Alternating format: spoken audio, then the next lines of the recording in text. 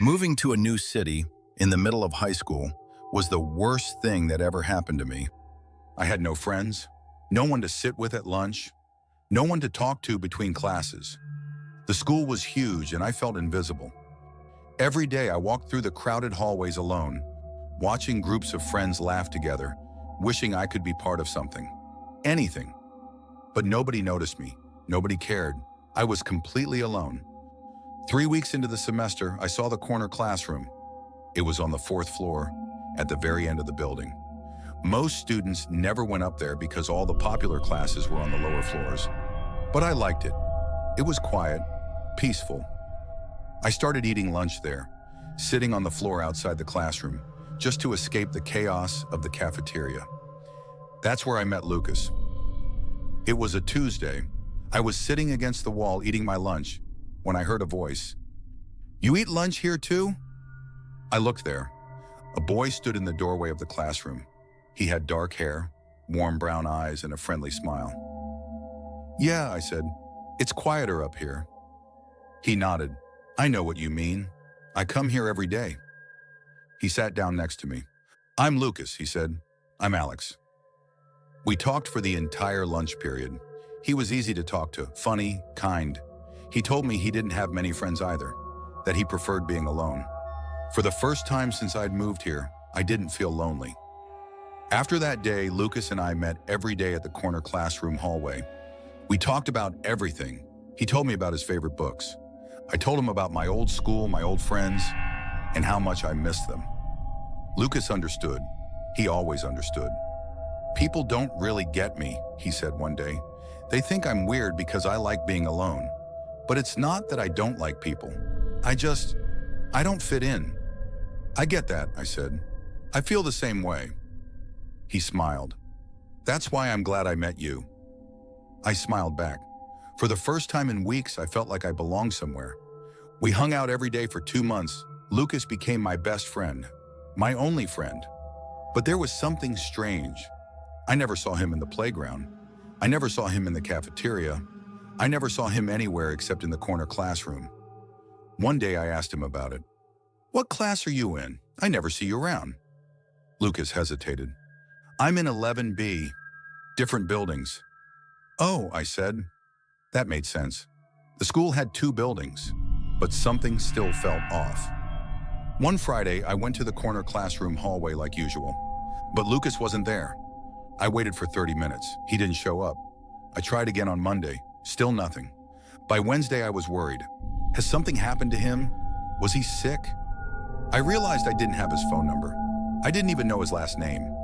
I decided to ask around from his classmates. I went to the 11B class to look for him. I asked a student about Lucas. They looked surprised. "What, Lucas?" I told them about him. They said there was no student named Lucas. I felt strange. Why did Lucas lie to me? Or were the students lying to me? But why? I left, frustrated. The next day, I was walking past the main hallway when something caught my eye. A notice board, covered with posters, announcements, and event flyers. And in the center, a memorial poster. "Remembering Lucas Martinez, forever in our hearts." There was a photo of him, the same warm smile, the same dark hair. Below the photo, it said, "Lucas Martinez, gone but never forgotten." My blood turned to ice. 2022?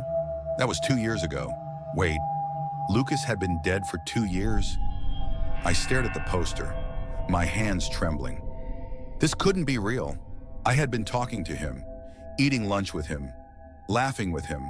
How was this possible? I ran. I ran all the way to the 4th floor, to the corner hallway. I burst through the classroom door. It was empty, completely empty. No desks, no chairs, just dust and cobwebs. The room looked like it hadn't been used in years. I stood there shaking, trying to make sense of what was happening. Had I been talking to a ghost? Had I imagined everything? I pulled out my phone and scrolled through my photos. I had taken a selfie with Lucas once, just 2 weeks ago. I opened the photo. It was just me, smiling alone, no one beside me. I went back to the office. I needed answers. Lucas Martinez, I said to the secretary. Can you tell me what happened to him? She looked sad. Oh, Lucas, yes. Tragic story.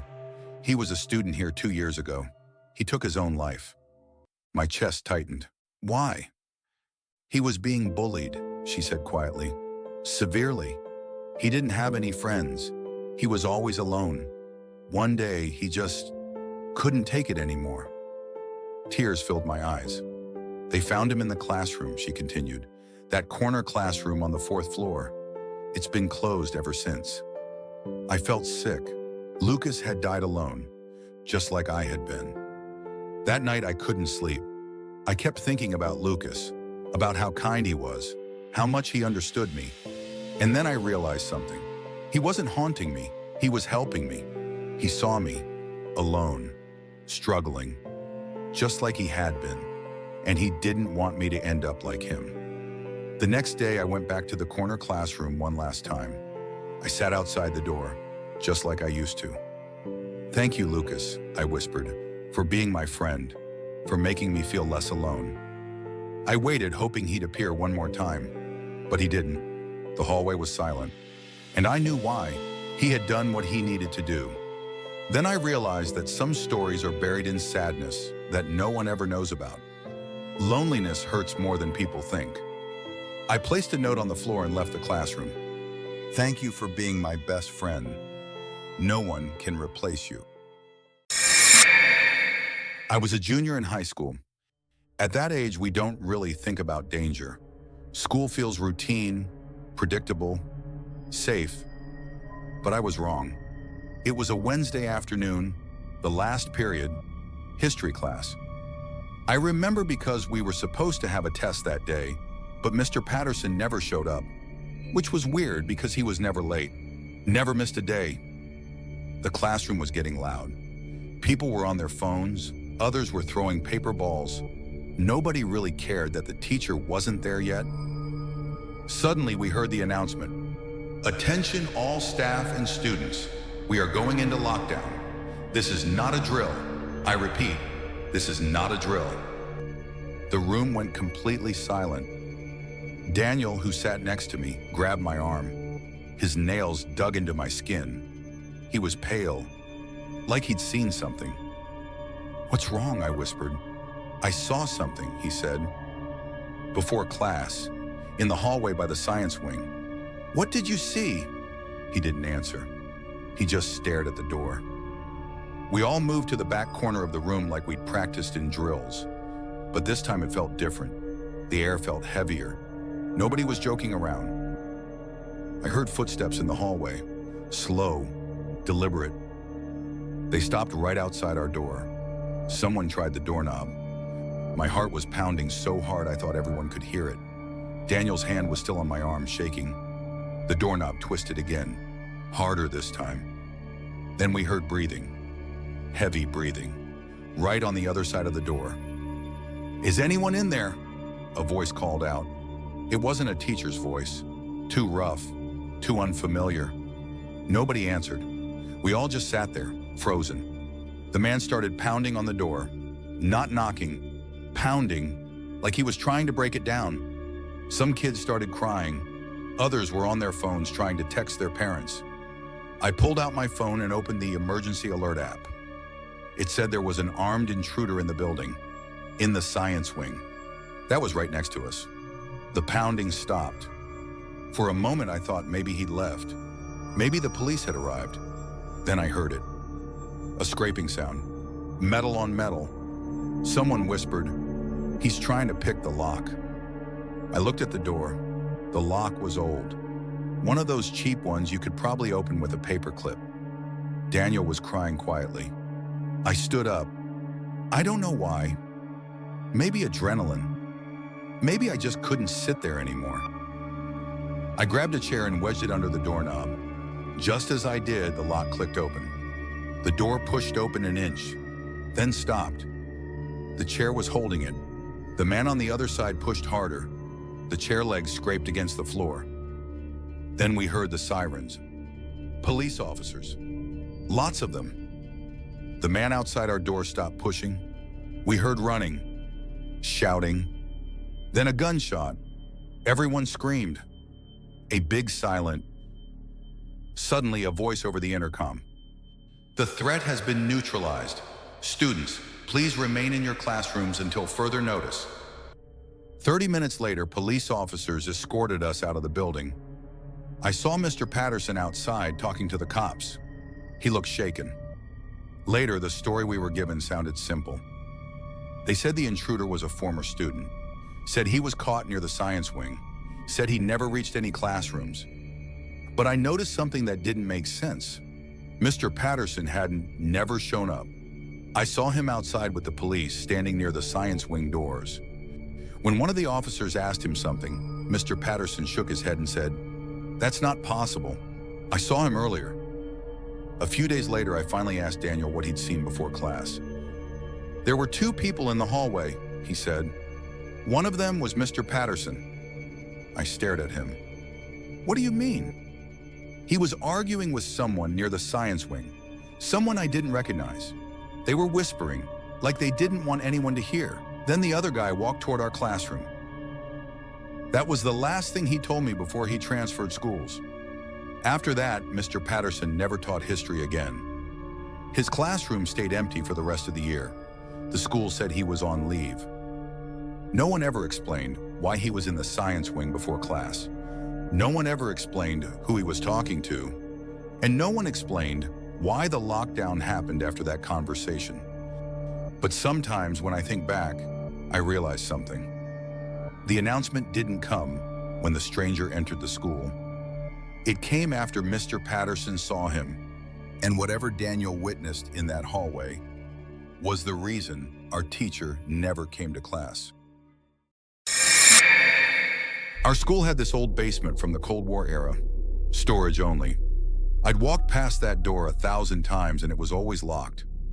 I should have walked past, should have told someone, but the door was cracked open just enough to see darkness beyond. I pushed it wider and went down. A single bulb flickered at the bottom. The air smelled like mold and something I couldn't place. At the bottom were metal shelves, old desks, boxes from the 80s. And in the far corner, behind some chairs, was another door.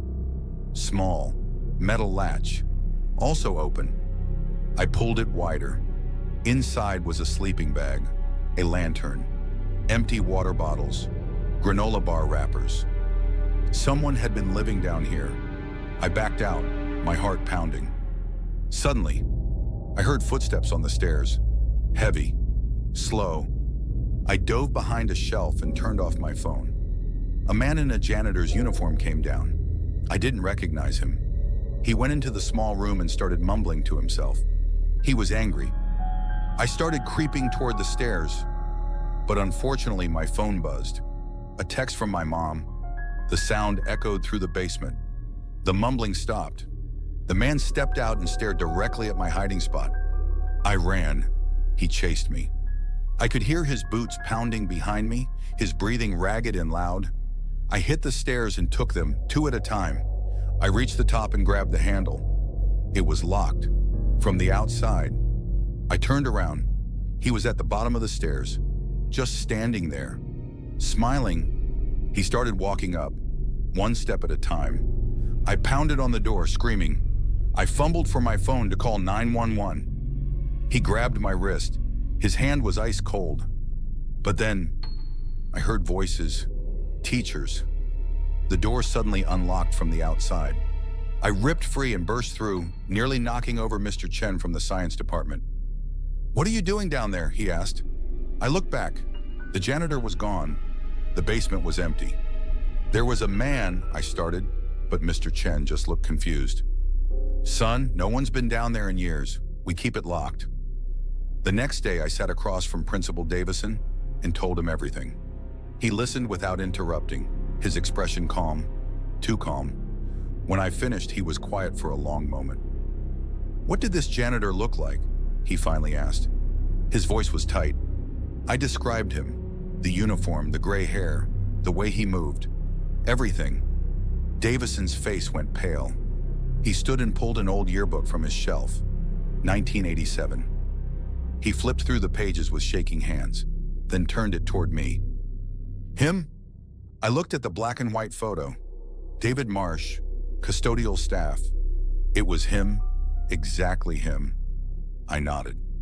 Davison closed the yearbook slowly and set it on his desk. For a moment, he just stared at it. David Marsh went missing in October 1987, he said quietly. He was working on a renovation in the basement. They never found him. But I saw him yesterday. No, Davison said sharply. You didn't. He walked to his office door and locked it. Then he came back and sat down heavily, like the weight of something had finally caught up to him. In 1987, there was an accident during the basement renovation, he began. They were pouring a new foundation wall. David was working late, checking the supports. Part of the framework collapsed while the concrete was being poured. He paused, his jaw tight. By the time anyone realized what happened, it was too late. He was trapped behind the wall. They could hear him, scratching, screaming. My stomach turned. But the concrete had already started to set. Breaking through would have taken days, and the structural damage. He shook his head. The school board made a decision. It was cheaper to seal it permanently than to demolish and rebuild. I stared at him, horrified. They left him there. They didn't have a choice, not a real one. His voice was hollow. After 3 days, the sound stopped. 3 days, I repeated slowly. Then something clicked. How do you know it was 3 days? Davison froze.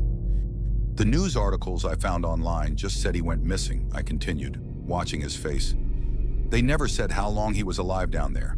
That detail was never made public. He didn't answer, just sat there, staring at me with something like fear in his eyes. You were the assistant principal in 1987, I said. You were there during the renovation. Get out of my office! What did you do? Get out! His voice cracked, and for a moment, I saw something behind his eyes, guilt, maybe, or terror. I left. 2 weeks later, Principal Davison retired. No announcement, no farewell assembly. He just disappeared. I couldn't let it go. I went back to the library and searched through old records. I found a police report from October 1987. David Marsh had filed a complaint against Assistant Principal Davison 2 days before he vanished. He'd witnessed Davison taking bribes from the construction company. They were using cheap materials to cut costs. Marsh was going to report him to the school board. Then the foundation collapsed, and they poured the concrete the next day. The school's being demolished this summer. I sent copies of everything to the police. They're investigating before the demolition begins. Davison knows, and he's finally going to answer for what he did 37 years ago.